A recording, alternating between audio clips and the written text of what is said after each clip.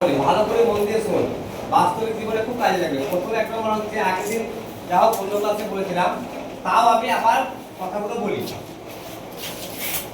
কথাটা হচ্ছে যে যখন তোরা বাইরে যাবি বা কোথাও গেলি, আমরা যে টিচার তোরা তো আমাদেরকে শ্রদ্ধা করিস, তাই তো? আমি স্কুল ছাড়া, যে টিচার হোক বা বাবা মা ছাড়া অন্য কেউ যদি বাইরে কোনো খাবার অফার করে, কোনো খাবার জিনিস কখনোই খাবে না। আমি যদি অফার করি সেটাও খাবে না। যদি স্কুল প্রাঙ্গণে যদি কোনো টিচার কিছু খেতে বলে অবশ্যই খাবি। স্কুল থেকে বাইরে আমার বাড়িতে নভাটি রামপুরহাট যে কোনো জায়গায় দেখা হলো, আমি যেমন আমি একটা ঠান্ডা খা, একটা কোল্ড ড্রিঙ্কস খা, কখনোই খাবি না। বিশেষ করে টিচারদের কাছ থেকেও খাবি না। আর অপরিচিত লোকের কাছ থেকে কোনো মতেই নয়। বর্তমানে কিন্তু এটা খুব একটা বাজে অবস্থা চলছে। অনেকে বিশ্বাস করে নেয়, কেউ কিছু কথা বললে হয়তো আমরা সেটা কি করি, বিশ্বাস করে নিই। এই বিশ্বাসের ফলে কিন্তু অনেক দুর্ঘটনা ঘটতে পারে। এই একটা কথা হলো।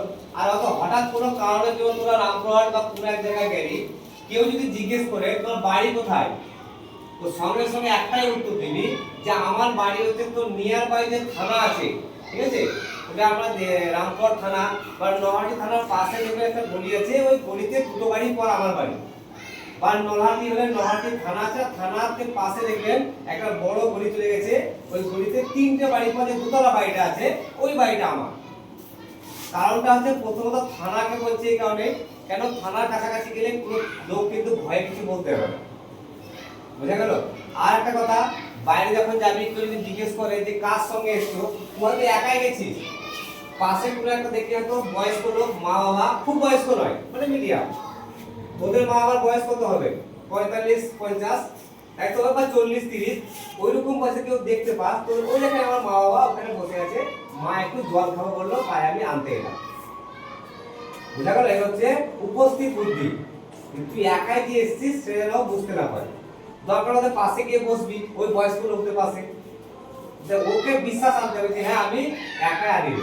এই তিনটে কথা কিন্তু মাথায় রাখবি। এক নম্বর হচ্ছে যে নিজের মা বাবা ভাই ছাড়া বাইরের কোনো অপরিচিত লোকের কাছে বিন্দুমাত্র কোনো খাবার খাবে না।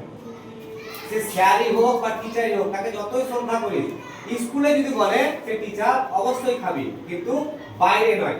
আমি যদি কোনো বাইরে অফার করি খাবার, না স্যার আপনি খান। বুঝে গেল কি বললাম?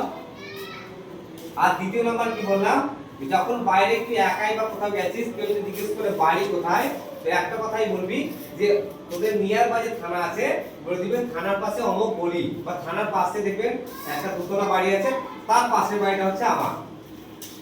বুঝা গেল কি বললাম? থানার পাশে বলবি। বুঝা গেল কি বললি? বুঝে গেছিস তো? বলা তো কোনো বেশ।